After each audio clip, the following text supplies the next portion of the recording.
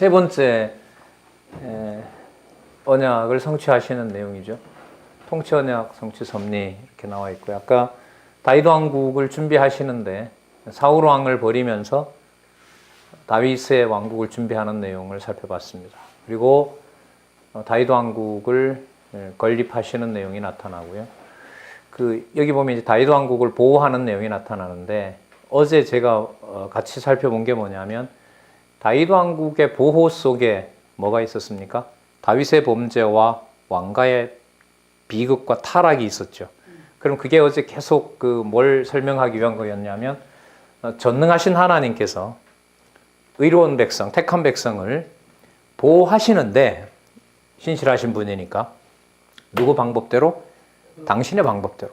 그게 바로 그래서 여기 보호라든지 건립이라든지 준비라든지 뭐 출생도 준비와 연관이 되겠죠. 준비, 건립, 보호라는 낱말을 보실 때 이제 밑으로 내려가면 성경 본문이 나올 거 아니에요. 그 속에 100%입니다. 100% 뭐가 나오냐 하면 우리가 생각하는 준비나 건립과 보호가 아닙니다. 그래서 이거는 본문으로 꼭 들어가 보셔야 돼요.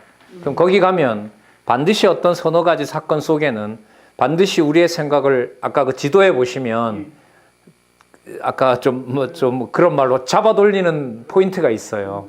그 잡아 돌리는 게 바로 뭐냐 하면 하나님께서 언약을 분명히 성취하시는데 누구의 방법대로?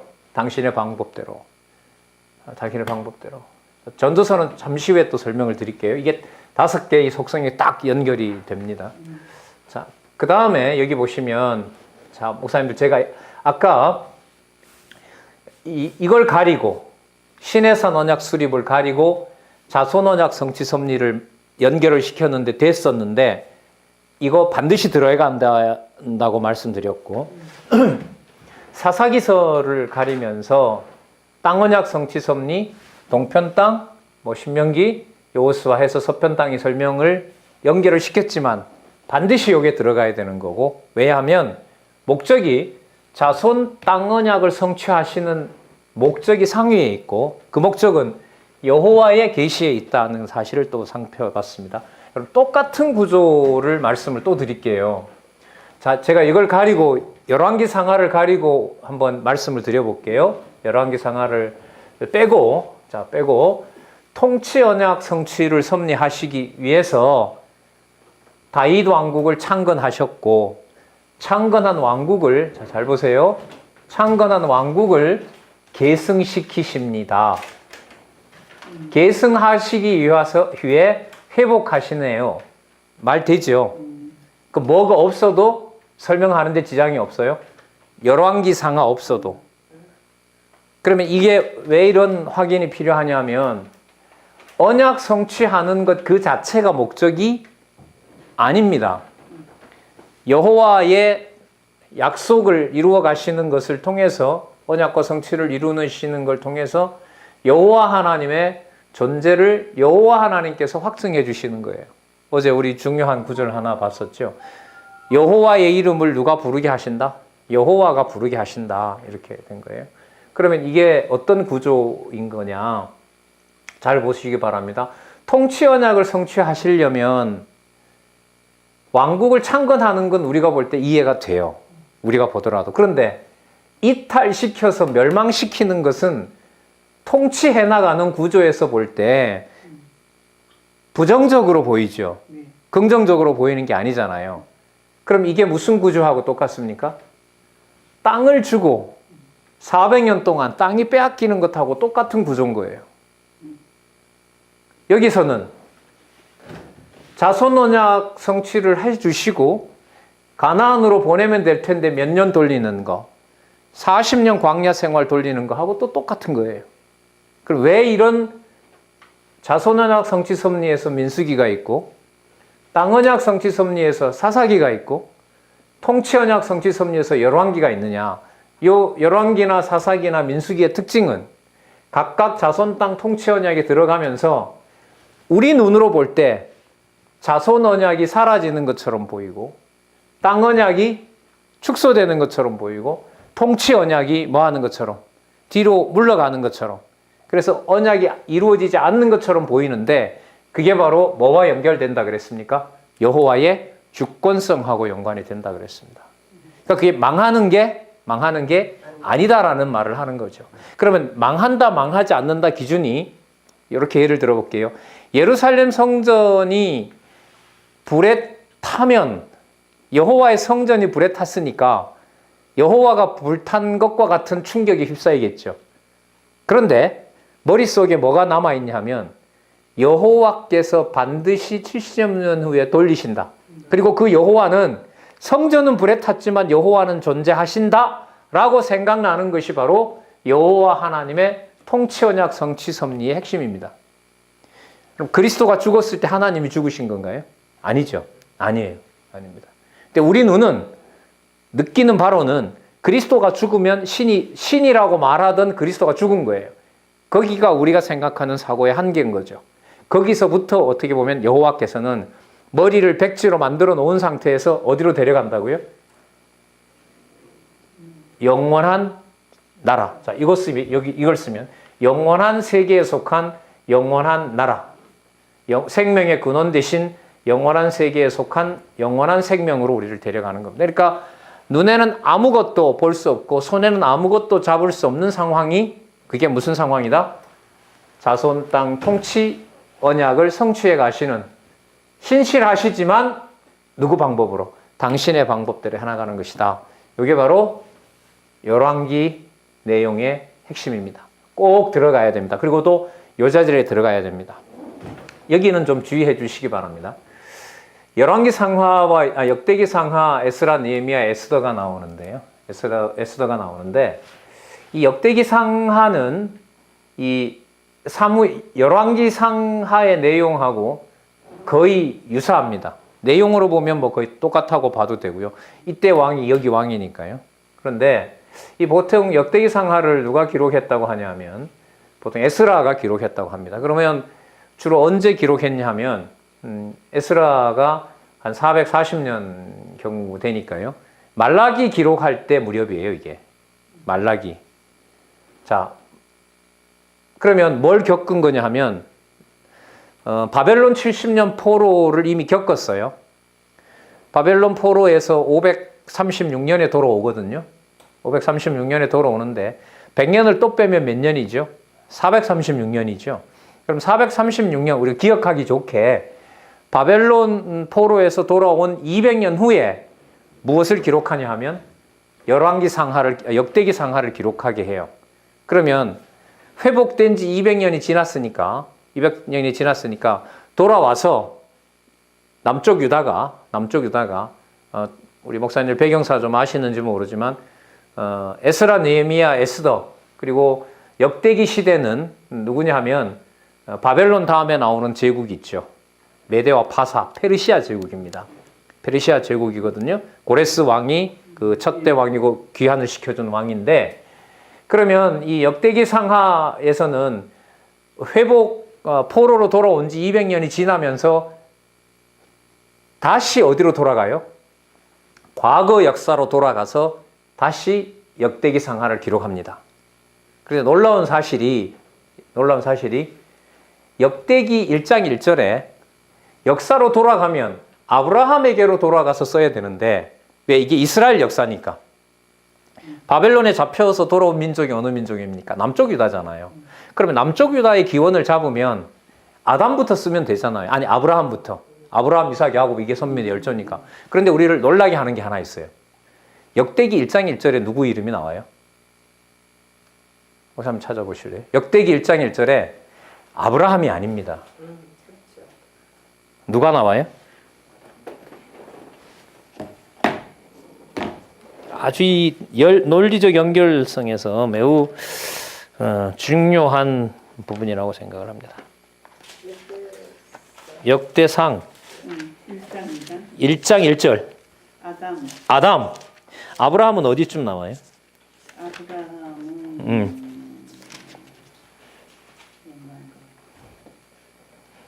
27절 맞죠?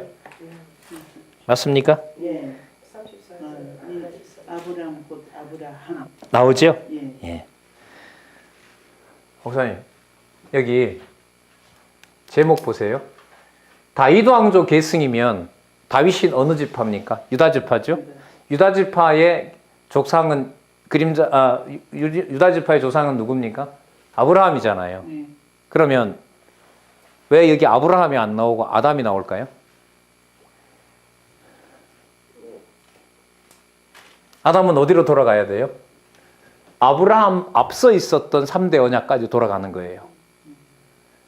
이 키가 목사님 이게 성경 계시 기록 이후에 가깝게는 멀리는 가까운 것도 아니죠.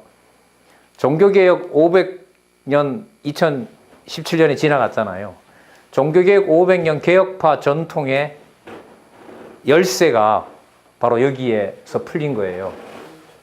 열왕기 다음에 역대기가 왜 나오느냐 하는 답이 역대기 1장 1절에 누구 이름이 나와요? 아브라함 이름이 안 나오고 누가 나와요?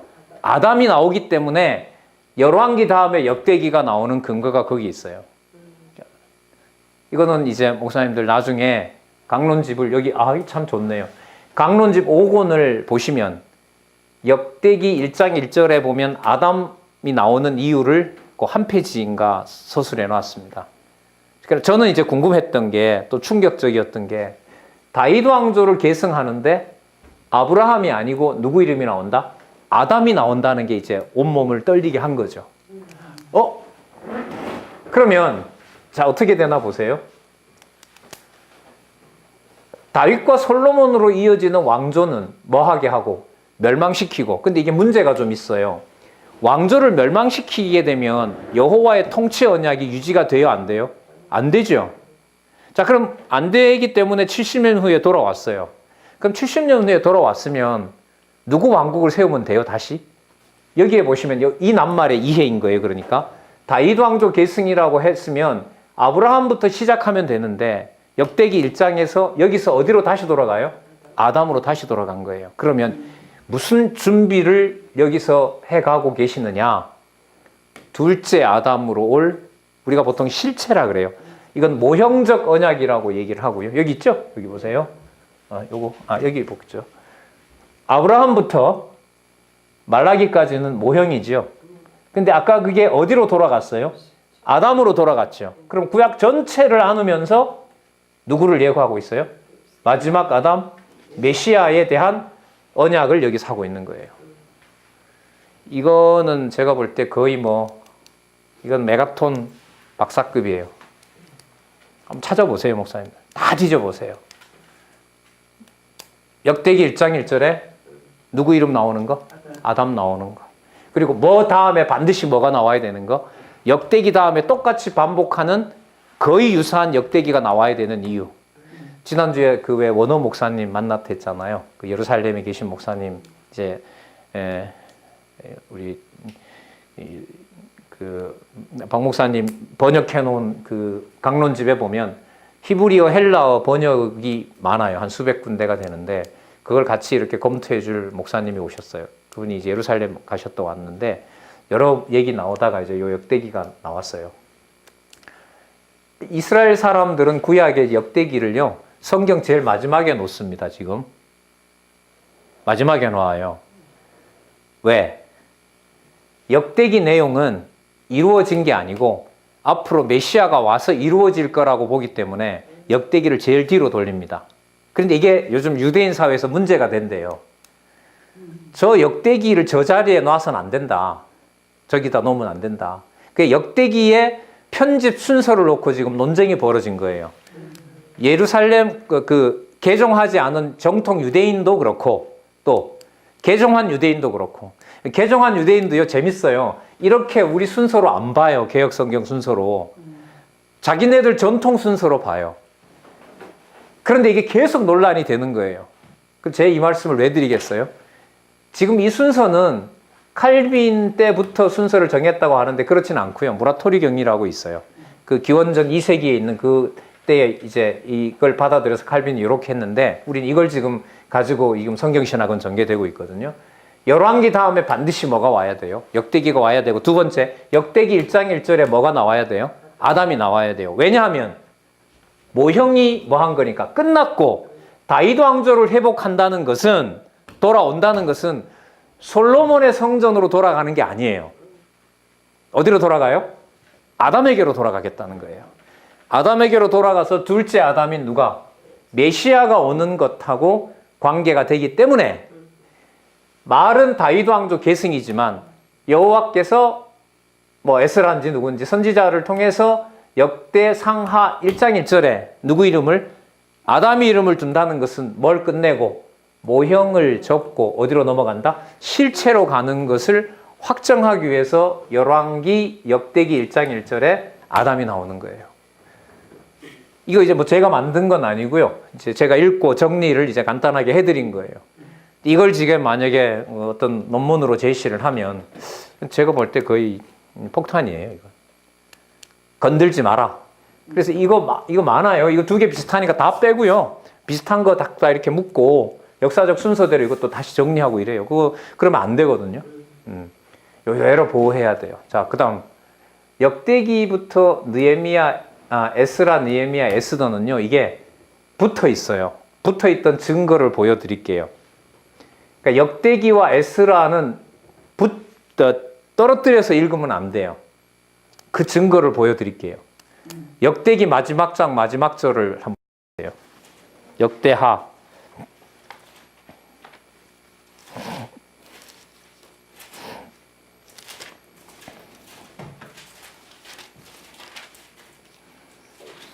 역대하 36장 22절 36장 22절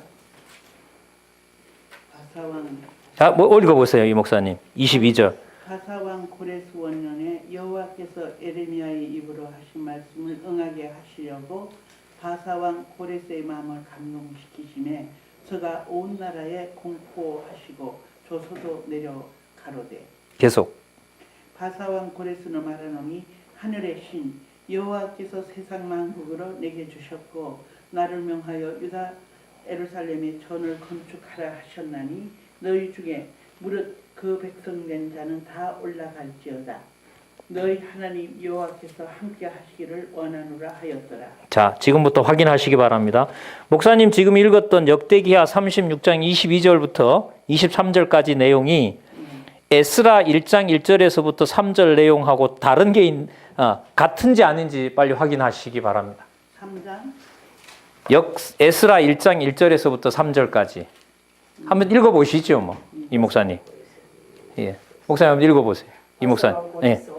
여호와께서 에레미야 입으로 하신 말씀을 응하게 하시려고 바사왕 고레스의 마음을 감동시키시며 저가 온 나라에 공포를 하고 조서를 내려 가로되 바사왕 고레스는 말하노니 하늘의 신 여호와께서 세상 만국으로 내게 주셨고 나를 명하사 유다 예루살렘에 전을 건축하려 하셨나니 이스라엘 하나님은 참 신이니라.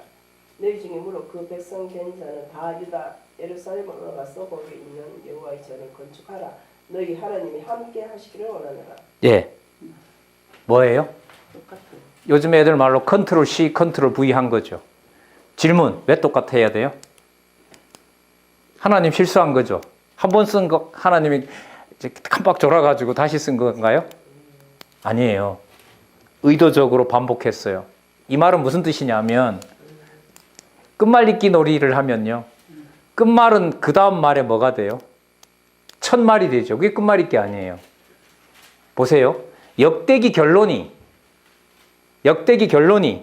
무엇의 시작입니까? 역대기 결론, 역대기 마지막 장에 있는 기록이 마지막 기록이 무엇의 시작이냐고요.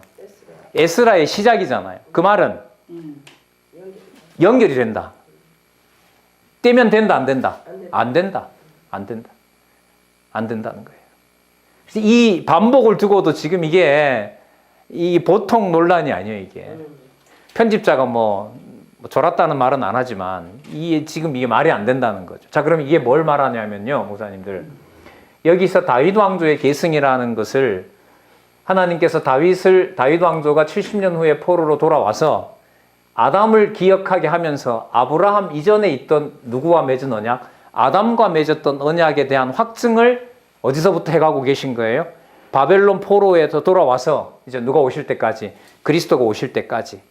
그러면 한번 여기 또 이게 여기 계속 충격적인 사건이 많이 나와요. 역대기 하에서 여러분 아까 에스라가 아까 떼면 안 된다 그랬죠.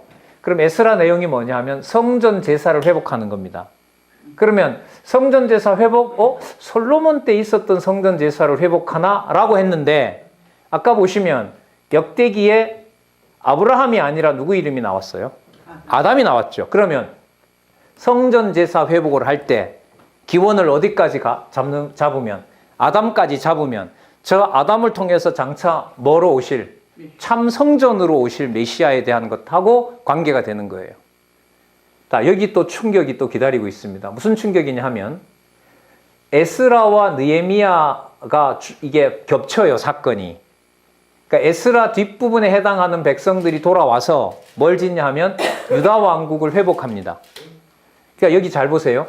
성전 제사가 회복되면서 뭐가 회복이 돼요?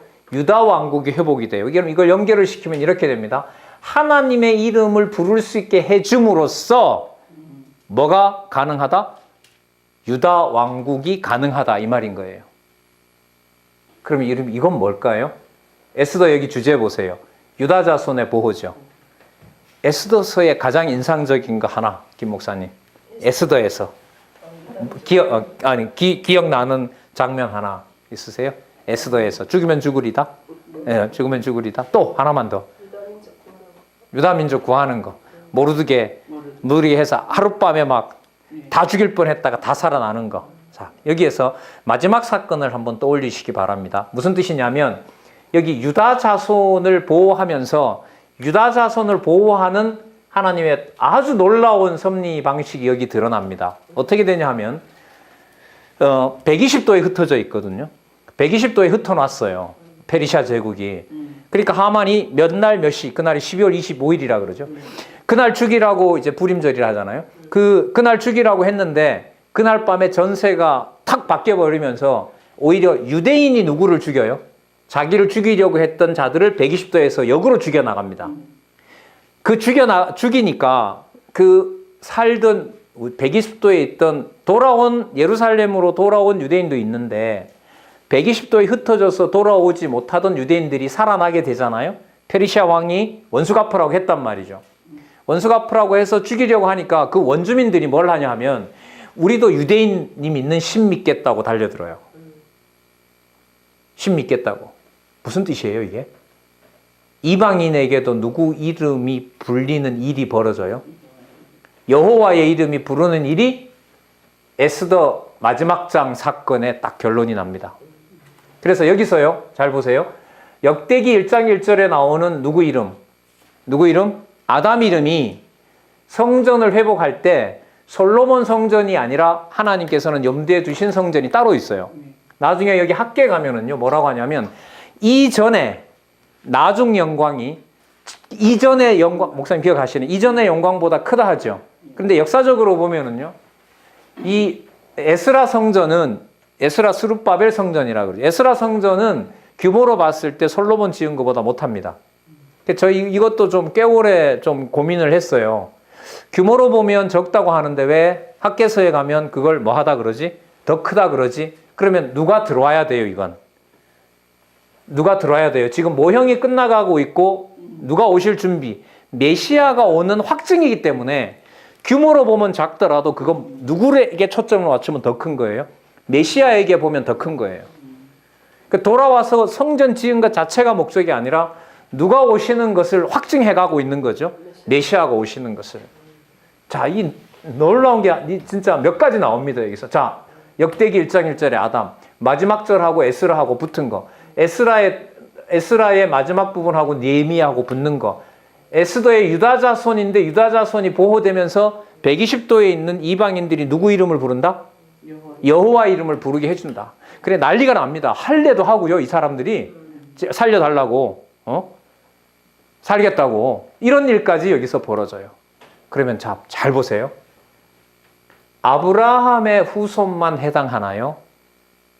아브라함의 후손을 넘어서서 아담의 후손 전체를 포함하나요? 유대인은 아브라함 후손이잖아요. 그러면 120도에 있던 원주민들은 아브라함 후손이 아니잖아요. 그런데 역대기 1장 1절에 나오는 누구 후손은 들어가요? 아담과 노아 후손은 맞잖아요. 이 비밀이 풀려버렸어요, 이게. 감사합니다. 그래서 제가 이거 자꾸 묻는 거예요. 이걸 어떻게 아셨냐고.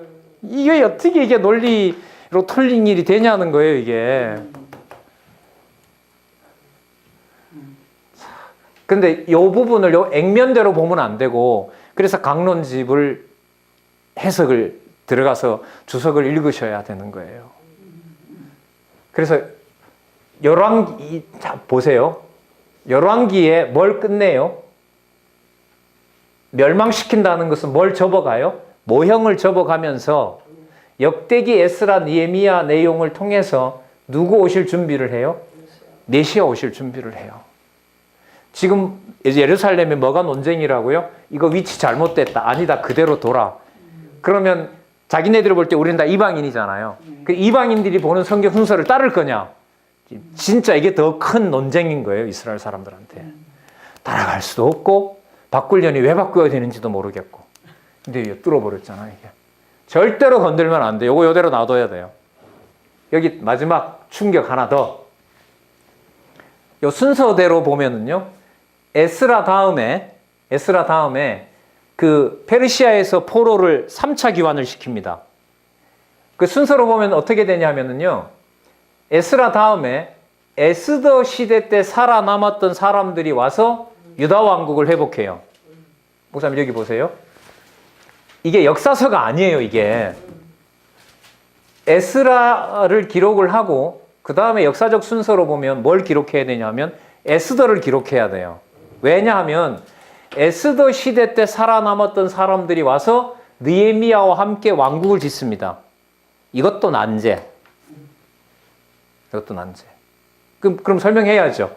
역사적 순서로 설명이 안 되면, 자, 이 책 이름이 뭐라고요? 목사님들 가지고 계신 거. 무슨 분석? 의미 분석. 의미 분석은 그러면 의미로 연결을 시켜볼게요. 아담으로부터 시작해서 성전은 솔로몬 성전이 아니라 회복된 성전을 통하여 반드시 실체로 오실 그리스도의 성전을 예언하시고 언약하시고 그 언약한 대로 어느 나라요? 유다 왕국을 회복하시는데 유다 왕국 속에 120도에 흩어진 누구도 들어온다? 이방도 들어온다. 그러면 유다 왕국의 통치 범위 속에 아담이 범위가 넓어지면서 누구도 들어오게 돼요? 이방인도 들어오게 돼요. 자, 그럼 이게 목사님 얼마나 중요하냐면요. 저는 이게 진짜 궁금했어요. 예수님이 오셨는데 왜 예루살렘부터 복음을 안 전하지? 여기 나중에 나오잖아요. 갈릴리 지역부터 왜 내려오지? 여기 또 소설이 엄청 많습니다. 왜 갈릴리에서 내려와야 되는지. 저는 이 강론집에 이게 다 정리가 된 걸 제가 이렇게 문제를 가지고 있다가 보이니까 그 구절이 나온단 말이죠. 어떤 건 한두 줄밖에 설명이 안 돼 있어요. 근데 단서가 나오는 거죠.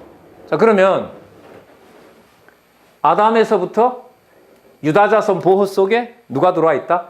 이방인이 들어와 있기 때문에 그리스도가 오셔서 세우시는 나라는 누구 중심이면 안 돼요. 유대인 중심이면 안 돼요. 그렇다고 유대인 다 버리는 것도 아니에요. 이방인을 선택한다고 해서 이방인을 다 선택하는 것도 아니에요.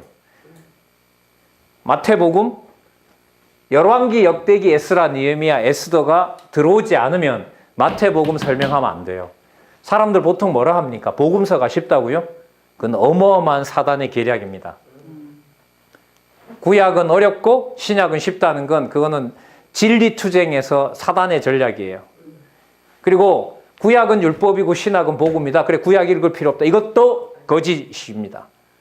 그런데 목사님 이렇게 제가 소리를 높여서 저는 증명을 했지만 이게 사실은 목사님들은 기간 동안에 앞으로 이제 확인해야 될 겁니다. 그리고 이거 아니던데? 라고 이제 질문도 하고요. 그래서 저희들 행사가, 기지업 행사가 목사님, 우리가 4월에 하는 번이 있고 10월에 있어요. 4월 행사는 지난주에 마치고 왔고요. 이제 10월이 있는데 4월 행사는 뭐냐 하면 그 4월, 그러니까 1년 내내 곳곳에서 세계에서 여기 일본에서도 성경신학 공부하는 이런 동역자들이 계실 거 아니에요. 그러면 공부하다가 보면 뭐예요? 이건 아닌데라고 해서 물어보고 싶고 확인해보고 싶은 일이 있을 거 아니에요. 그걸 4월달 기독교 지도자 협의회 포럼에서 다룹니다. 이번에 외부 목사님들 지도자들 5명이 왔었고요. 그리고 10월 달에는 뭘 하냐면 그 진리를 확인한 분들이 교파를 초월해서 세계 어느든지 누구든지 영상이든 직접 오든지 간에 그 10월 총회에서 각 지역에 일어나고 있는 진리 보고 교회 양육된 교회 그 보고를 하는 자리가 10월 달입니다.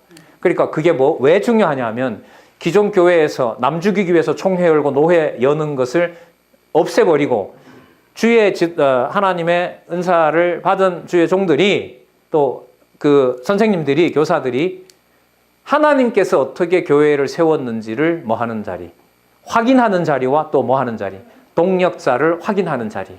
그게 저희들 총회입니다. 멋있죠, 목사님? 이런 총회가 없었어요. 그러니까 진리 확인 안 돼. 그러면 4월 달에 진리 분쟁이 생겼어요. 총회 할 필요 있어요, 없어요? 없죠. 4월 달에 진리 분쟁이 생겼으면 서로 하나가 안 된 거잖아요. 그러면 총회 열어서 뭐 하게 해요? 총회를 못 여는 거예요. 진리가 하나 됐을 때 뭐가 가능합니까? 총회가 가능한 거예요. 근데 일반적인 총회 그거 안 하잖아요. 하고 세가시하고 어떻게 보면 불미스러운 일도 생기고요. 그래서 목사님 이 부분요. 열왕기 다음에 반드시 역대기가 나와야 되고요. 역대기는 에스라와 연결되고요. 역대기에 1장 1절에 나온 아담이라는 이름 때문에 유다 자손의 보호, 메시아가 와서 유다 자손을 보호할 때는 유대인만 하는 것이 아니라 예루살렘과 온 유대와 사마리아와 땅끝 그 개념은 어디서부터 준비되고 있다? 에스더에서 준비되고 있는 거예요. 죽으면 죽으리다. 이게 핵심이 아니란 말이에요. 진짜 이걸 어떻게 하셨는지 이게 어떻게 연결이 되는지 놀랐습니다. 자, 그럼 여기는 했으니까 조금 빠른 속도로 지나가겠습니다. 이렇게 언약하신 대로 자손 언약 이루시고 땅 언약 이루시고 통치 언약 이루시고 누구 방법대로? 당신의 방법대로 어떤 여호와께서 의인을 사단에게 맡기는 그분께서 어디에 근거한 대로? 창세전 영원한 언약에 근거한 대로 누구 방법의 사랑 방법으로? 당신의 사랑 방법으로. 자, 그럼 이거 쭉 연결을 해볼게요. 어떤 여호와께서 망하게 하시는 여호와께서 욥을 끝에는 뭐하게 하시고 흥하게 하시고 흥하게 하신 그 망하게 하고 흥하게 하시고 뜻대로 하신다는 말은 뭐냐면 여호와 하나님께서 뜻한 대로 망하게 할 뿐만 아니라 뜻하신 대로 뭐하게 하신다? 흥하게 하시는 분. 어제는 간단하게 말씀만 드렸었죠. 의인 욥을 누구에게? 사단에게. 잘못해서가 아니라 그 전능하신 여호와께서 어떻게 하세요? 언약대로 성취하시는데 누구의 방법대로? 당신의 방법대로. 어디에 근거해서? 여호와 영원성 찬양이니까 어디에 근거해서? 창세전 영원한 언약에 근거해서. 예수님의 기도 뜻이 하늘에서 이루어진 것처럼 땅에서도 이루어지다처럼. 그게 죽이려는 것이 아니라 아까 말씀드렸었잖아요. 여기 보면 영광스러운 혼인잔치의 아름다운 신부를 보고 머리부터 발끝까지 온 몸을 찬양했지만 5장에 가서 뭐해요? 잊은 신부라 나오네요. 온몸이 만신창이 됐어도 7장에 가서 다시 한번 뭐예요? 그 망가진 몸에 대해서 버린다, 더 사모한다, 더 사모하고 더 사랑한다. 이게 뭐라고요? 자비성. 이렇게 되는 겁니다. 자, 그러면 아까 이 부분은 설명을 했었죠? 이사야부터 이사야부터 말라기는 뭐냐 하면 이 부분을 잠시 설명드릴게요. 아담으로부터 시작해서 유다 자손을 보호하면서 그 속에 누구를 넣어줘요? 이방을 넣어주잖아요. 이 내용이 여기에 오면 다윗도 그렇고요. 솔로몬도 그렇고요. 다윗과 솔로몬의 이 내용을 읽어보면 여기에도 무슨 내용이 들어와요? 이방이 들어오는 그리스도의 왕국을 예고합니다. 이거는 확인할 방법밖에 없어요. 이건 확인을 하셔야 돼요. 자, 그러면 이 다섯 찬양 속에서 모세, 그 다윗, 솔로몬을 통해서 장차 오실 누구를, 메시아를 찬양을 통해서 예언한단 말이죠. 찬양하면서 예언을 하는데 이사야에서부터 다니엘은 자, 하나, 둘, 셋, 넷, 다섯, 여섯, 일곱 개. 요것 이제 설명드리도록 그렇게 하겠습니다. 자, 여기 보시면 여기 이사야에 보면 때리고 싸매심이라고 하고 있고요. 예레미야 예가는 뽑고 심음이고 에스겔은 흙고 모으심이고 다니엘은 멸하고 세우심인데 이거야말로 여러분 역사적 순서라기보다가 의미의 문제입니다. 그러면 자, 이걸 한번 설명을 해볼게요. 이사야는 언제냐 하면요. 북쪽 이스라엘이 망할 때입니다. 북쪽 이스라엘이 망하기 전이에요. 그러면 뭘 얘기하고 싶은 것이냐 하면요. 뭘 전해주고 싶은 것이냐 하면 북쪽 이스라엘이 망하는 걸 보면 어디가 반드시 망한다? 남쪽 유다가 반드시 망한다는 것을 여기서 알려줍니다. 이사야 7장에 보면 유명한 사건 나오죠. 유명한 예언 나오죠. 처녀가 잉태하여 아들을 낳으리니 그 이름을 임마누엘이라 하라. 자, 이게 이제 마태복음 가면 예수님하고 연결되잖아요. 사실 이 부분도 이 성경 강론 9권에서는 이것도 좀 충격적이에요. 이 부분도 꼼꼼히 읽어보면. 어쨌든요. 7장, 9장, 11장에 7장에는 임마누엘이라 하고 했는데 9장에 가면 만왕의 왕, 아버지고 온갖 그 수식어가 다 붙어요. 그게 여러분 나중에 마태, 마가, 누가, 요한, 절정은 요한복음에 가서 그게 다 이루어집니다, 사실. 그 다음 11장에 가서 이제 나오기도 하는데요. 무슨 말씀을 드리려고 하냐면 이사야서 내용은 배경은 북쪽 이스라엘을 망하는 걸 보면 앞으로 어디도 망한다? 남쪽 유다도 망한다라는 걸 여기서 보여줘요. 그런데 문제가 좀 있어요. 망해버리면 여호와께서 약속하셨던 통치 언약이 어떻게 됩니까? 사라지잖아요. 그러면 사라지지 않으려면 뭐가 이어져야 돼요? 자손 땅 통치가 이어져야 되잖아요. 그런데 목사님 이 연결은 또 처음 들으시라고 봐요. 왜 이사야 7장에 처녀가 잉태하는 말이 나올까? 처녀가 잉태한다는 말은 사람이 육적으로 잉태한다는 말이 아니죠. 그죠? 예수님이 우리를 육적으로 낳은 건 아니잖아요. 맞죠? 누구의 능력으로 낳은 거죠? 하나님의 능력으로. 보혜사 성령께서 우리를 하나님 자녀로 확증해서 중생시킨 거 아닙니까? 그러면 이사야 7장에 처녀 잉태가 나온다는 말은 여기 모형적인 방식으로 육적으로 낳던 방식이 아니라 낳는 방식이 육이 아니라 뭘 통하여? 내가 낳을 것이다. 그러면 성령이 잉태한다, 처녀가 잉태하여 낳는다는 말은 남자와의 관계가 아닌 방식의 뭐가 되는 거죠? 생육이 이루어진다 이거예요. 그러면 뭘 떠나게 됩니까? 혈통에 얽매이지 않는 거죠. 그러니까 유대인으로 낳기 때문에 내가 무슨 백성이다? 택한 백성이다라는 말을 못하게 하는 거죠. 그럼 다르게 말하면 그러면 유대인으로 태어났다고 해서 전부 자기 백성이 아니라 하나님의 백성이 아니라면 이방인으로 태어난 자들 중에도 누가 있겠구나. 여호와의 백성이 있겠구나. 왜요? 역대기 1장 1절에 누구 이름이 나오니까? 아담이 나오니까. 다윗은 아브라함의 혈통이잖아요. 근데 우리는 아브라함 속에는 안 들어가잖아요. 누구에게까지 가야 돼요? 노아 적어도 어디까지? 아담까지 가야 되니까. 그러면 이렇게 볼게요. 어차피 이 선지서도 역사서 섭리를 통한 언약에 근거를 둬야 되기 때문에 역사서에서 근거를 하나 가져오면 역대기 1장 1절에 아담이 나오기 때문에 육적인 방식으로 아브라함의 혈통이라는 것을 하나님께서 이 모형을 폐기해 가기 시작해요. 그럼 폐기해 가면 자손을 누구를 통해서 낳느냐? 얼마나 궁금합니까 이게. 혈통이 아니면 애를 낳을 방법이 없잖아요, 목사님. 그거 처녀가 잉태한다 이놈아 이렇게 되는 거죠. 그러면 처녀가 잉태하면 아들을 낳으면 누구의 능력으로만 자식이 나올 수 있어요?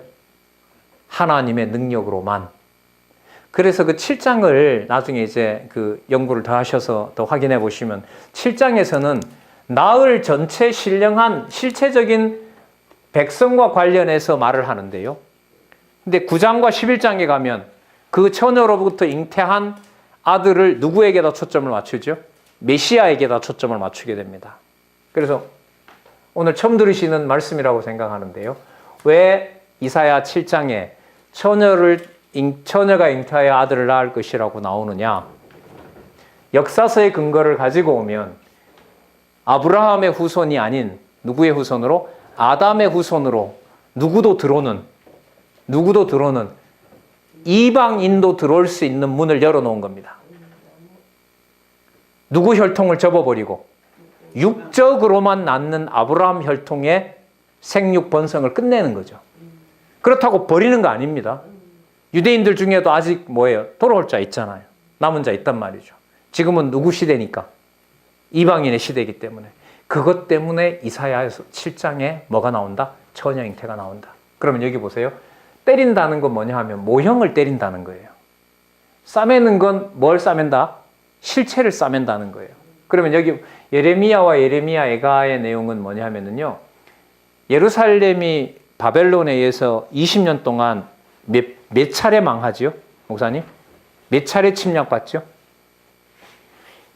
역시 일본 목사님들도 선지서가 약합니다. 배경이 약하네요. 왜? 이거 지금 설명 못하기 때문에 그래요. 목사님들 뭐 제가 판단하기 위해서 그런 거 아닙니다. 자, 대답을 해주시면 해주시는 대로 시간 줄이는 거고 못하면 또 하고 넘어가야 되고 예레미야의 배경은 예루살렘을 바벨론이 3차에 걸쳐서 칩니다. 605년, 589년, 586년 605년, 598년 그 다음에 586년 이렇게 칩니다. 그러면 세 번을 왜 치느냐? 하나님의 목적은 하나님은 한 번에 멸망시킬 수 있어요. 그럼 왜 세 번에 걸쳐서 하느냐? 언약하고 망하게 하고 언약하고 망하게 하고 언약하고 망하게 하고 바벨론이 망해서 강해서 망하는 것이 아니라 내가 망하게 하는 거다. 이거 알려주려고. 그래서 예레미야가 우리 눈물의 선지자라는 말 들었죠. 어디? 예레미야 애가에. 목사님들 혹시 예레미야 애가에 가면 아주 처참한 상황이 나오는 거 아세요 혹시? 예레미야 2장과 4장에 뭐가 나오죠? 예, 부모가 자식을 먹고 자녀가 부모를 먹는 일이 벌어져요. 그러면 목사님 이리로 다시 돌아가죠.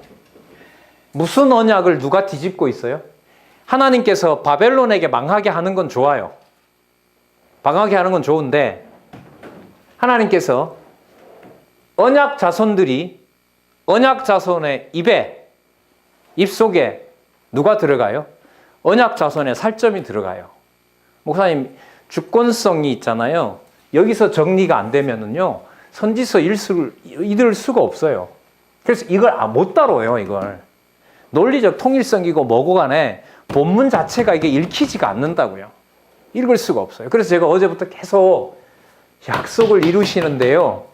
당신의 방법대로 이루세요라고 강조를 했더니 김 목사님께서 주권성은 어렵네요. 저는 불가능하죠. 제가 아까 그래 말씀을 드린 거예요. 자, 그럼 목사님 요거 제가 이렇게 연결을 시켜볼게요. 말이 되나 안 되나 한번 말씀해 보세요.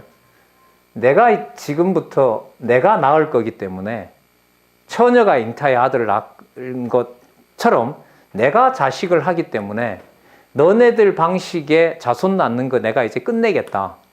그 끝내는 게 어떤 방식으로 이루어지냐 하면 언약 자손이라고 칭하는 너희들이 서로 부모가 자식을 부모를 먹게 하겠다. 그러면 이게 어떤 거예요? 자손 언약을 언약 자손에게 하셨는데 그 자손 언약을 감당할 수 없을 정도로 끝장을 내신단 말이죠. 그런데 뭘 이미 얘기했어요? 내가 뭐 할 거다. 내 능력으로 뭐 할 거다. 만들어낼 거다. 만들어낼 거다. 그 증거가 목사님 뭐냐면요. 잘 보세요. 이거 연결을 시켜야 돼요. 연결이 이게 너무 중요해요. 하나님 그러면 다 죽이면 어떻게 합니까? 에가에서 나온단 말이죠. 어떻게 하냐고? 에스겔 그 유명한 37장.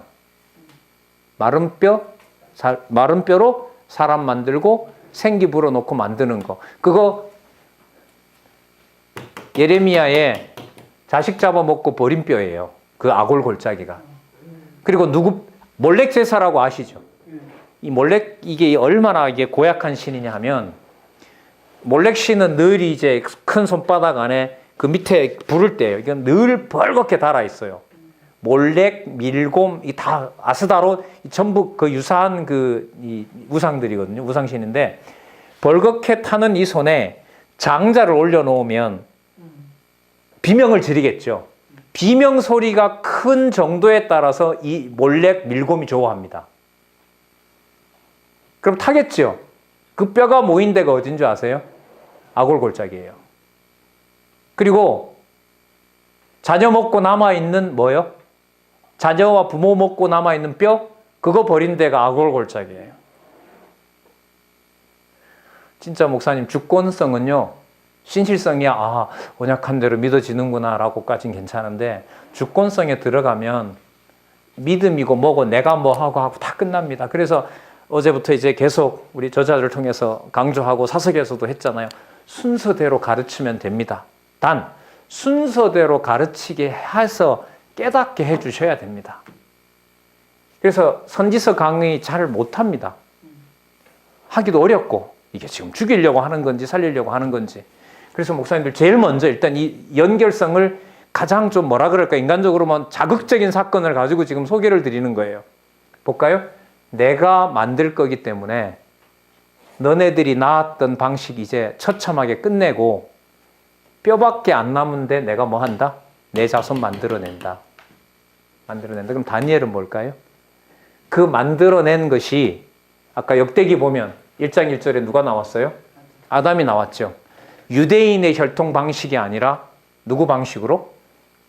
아담의 후손인 이방도 들어오는 방식으로 통치할 것이다. 그거 그럼 다니엘하고 무슨 관계가 있느냐? 다니엘은 605년 1차 침략 때 잡혀가거든요. 근데 그 잡혀간 바벨론 제국의 뭐가 되죠? 총리가 되죠. 느부갓네살 다음에 뭐가 됩니까? 지배자가 되죠. 그 어른이 돼요. 그 다니엘서 2장에 보면 꿈 해석을 해주고 나니까 그가 모든 박사들 중에 어른이 되었더라. 그러니까 16살 소년이 뭐가 된 거예요? 최고 어른이 된 거죠. 지시 면에서 이제 뛰어나니까. 자, 그런데 여기 목사님 이게 얼마나 재밌나 보세요. 이게 진짜 재밌어요. 나라로 보면 바벨론 제국에 망했잖아요. 근데 잡혀간 나라에 포로인 다니엘이 그 나라에 뭐가 돼요? 실질적인 통치자가 돼요. 그럼 목사님 제가 좀 질문을 드려볼게요. 망한 거예요? 흥한 거예요? 망한 것 같지만 한 것 같죠. 그러니까 그게 이것이냐 저것이냐라는 방식으로 선택하는 패턴이 아니죠. 그죠? 그게 주권성이었잖아요. 어제부터. 그러니까 상황으로 보면 다 죽였는데 누구 이름은 남아있어요? 여호와의 약속은 남아있거든. 그럼 목사님 예를 들면 작년에 나왔던 그 영화에 보면 공주로 잡혀온 무슨 공주죠? 그 영화 있었잖아요. 고종 황제의 딸이 일본에 잡혀 무슨 공주 있었죠, 그죠? 예. 자, 뭐 예를 들면 이런 거죠. 일본한테 우리가 침탈을 당했는데 우리나라에 잡혀온 왕자가 여기에 2인자가 됐어요. 2인자가 됐어요. 예를 들면 그러면 나라가 흥한 건가요? 망한 건가요? 그 잡혀온 나라가요?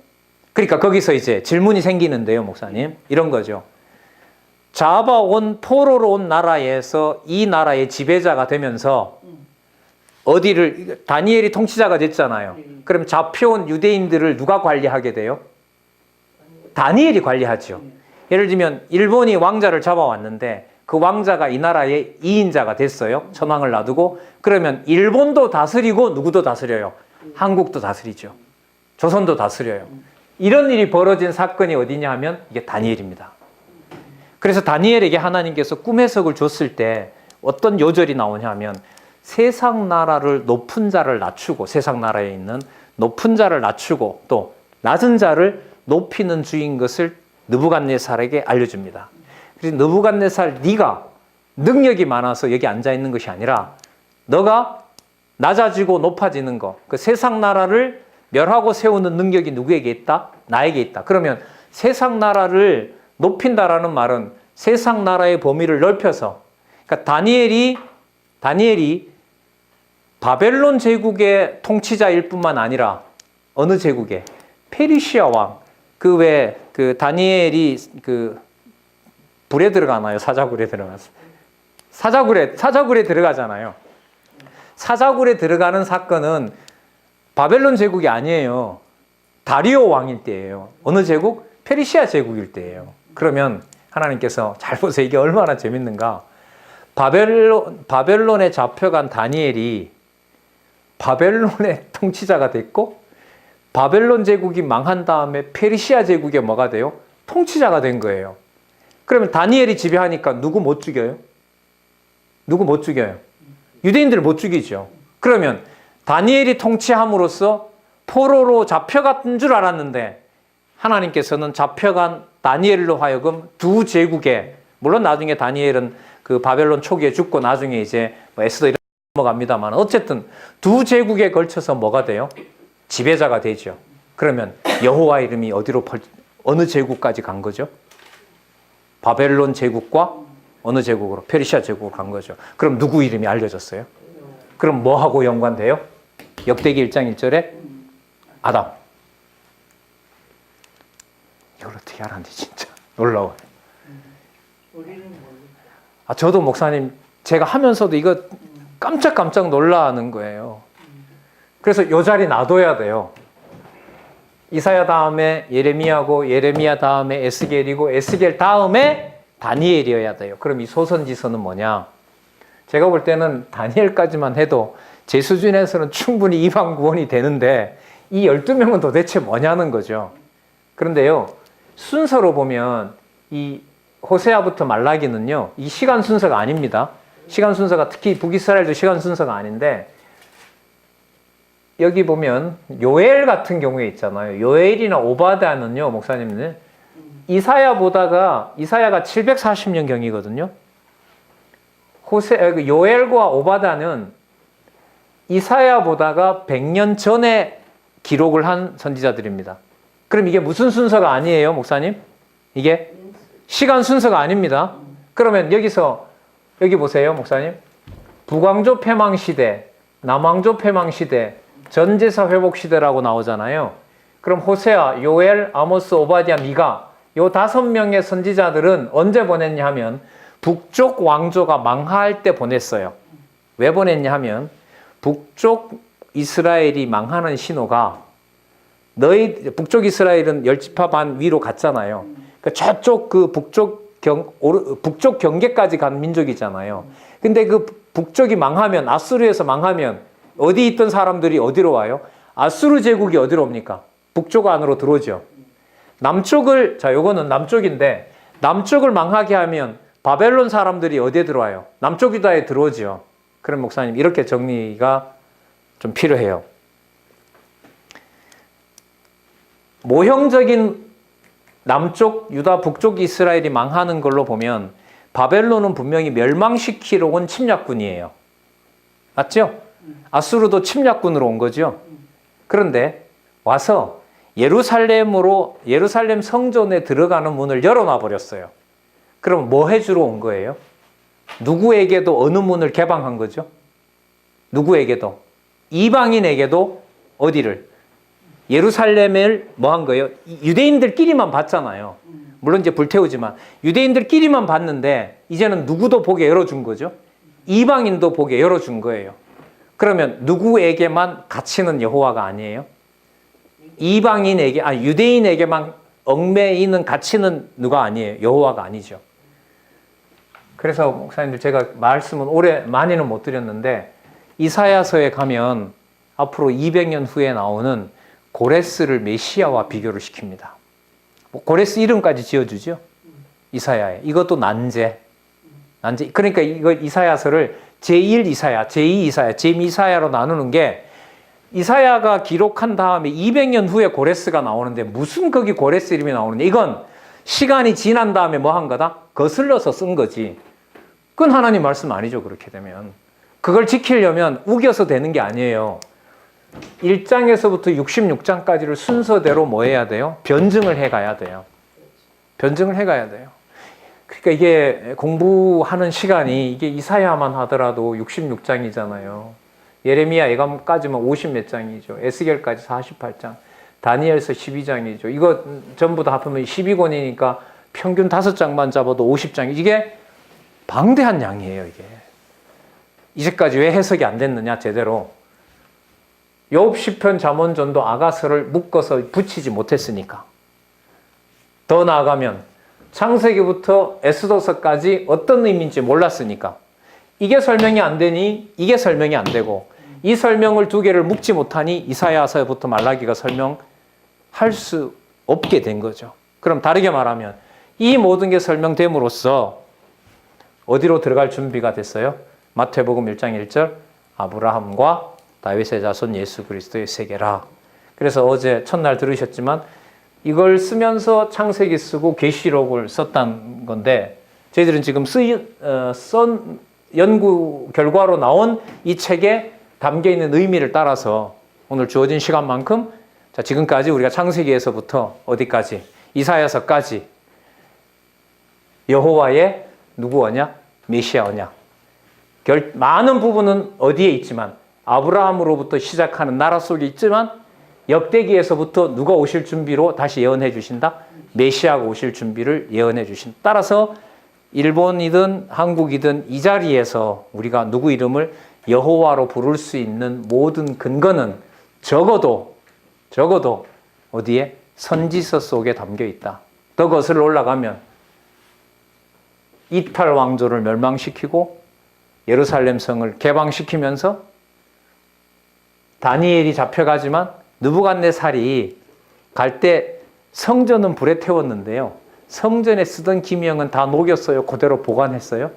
그대로 다 보관했다가 고레스가 나중에 뭐라 그래? 그거 다 가지고 올라가서 아까 우리 읽었잖아요. 뭘 건축해라? 성전을 건축해라. 명을 내려버리는 거죠. 고레스가 고마운 게 아니죠. 누가요? 여호와께서 찬 70년 후에 돌아가겠다고 하는 약속을 성취해 주신 게 됩니다. 그러면 목사님 좀 숨 가쁘긴 하네요. 뭐가? 마태복음 1장 1절 들어가기가 이렇게 어려운 건가? 그렇게 해야 될 일로 보면 어려운 거지만 1장 1절로 가는 논리적 연결은 창세기 1장에서부터 말라기 마지막 장까지 연결을 가지고 1장 1절로 들어가니까 마태복음의 1장 1절에 나타난 근거는 완벽하고 충분하고 진짜 하나님의 말씀이라는 사실을 확증해 주는 것이 바로 마태복음으로 들어가는 내용입니다. 그래서 첫날에 말씀대로 요렇기 때문에 요렇고 요것 때문에 요렇고 요렇게 끝났기 때문에 어디로 간다? 마태복음 1장 1절로 간다. 자, 요거 설명을 안 했네요. 여기 학개스가라 말라기 가면, 특히 이제 말라기에 가면 하나님 뭐라 그러죠? 뭐 가져오지 마라. 잼을 가지고 오지 마라. 뭐 한다? 냄새에 맡기도 싫다. 제사 안 받는다. 그러면서 뭘 닫으라 그래요? 누가 나타나서 빨리 성전문 잠궈라. 뭘 허락 안 해요? 스룹바벨 시대 때 지었던 그 성전도 뭐 한다는 거예요? 없애버린다는 거죠. 나 거기서 안 받겠다. 왜요? 이사야에서 7장에서부터 뭐가 시작이 됐죠? 새로운 자손 언약, 새로운 땅, 누구도 들어오는 땅, 이방도 있는 땅, 곳곳에서 누구 이름 부르는 성전, 이방 땅에서도 여호와 이름 부르는 성전이 시작됐는데 예루살렘에 날 가둬놓는다. 이제 나 안 가두겠다. 그래서 그리스도가 오셔서 예루살렘에는 제물이 되시려고 가고 땅 언약은 어떻게 해요? 곳곳에서 그 땅 언약을 성취하게 되는 겁니다. 이제 1시간 남았는데요. 어쨌든 자세하게 하든 뭐 하든 이제 마태복음에서부터 이 부분에서는 아까 갔어요. 아까 저자를 통해서도 들었고 저도 했고 이제 여기 내려와서요. 이 부분에 관련된 거 다 소개하면 시간이 안 돼요. 한두 가지씩만 보면서 요 연결성을 짓고 어쨌든 계시록까지 말씀을 드려야 될 것 같아요. 그래 좀 쉬고 하죠. 네, 감사합니다. 이게